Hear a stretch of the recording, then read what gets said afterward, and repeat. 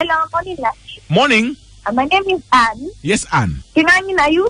Ikuseo. I wanted to contribute on the topic. Yes. It is good when the man is there, but the trauma is the problem. The trauma is the problem.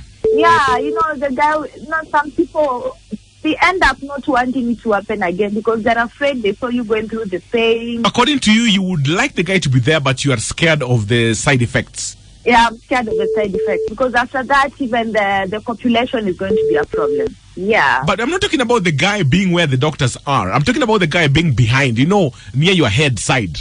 But still, he's going to see I'm going to be screaming the pain. But okay, when he's outside, he's wondering what is happening inside. When he's inside again, when he sees me going through the pain, it's like when you see like myself right now, I can't even.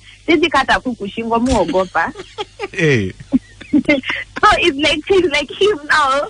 Like it's like me being given that pain of kukata kukushingo. So I better just spare him the rats and let me have a baby, and he just knows that we have had our baby, and okay. so that it's going to be okay. I love him that much. So from there, he should be able to support me the way I want, so that I can also know that.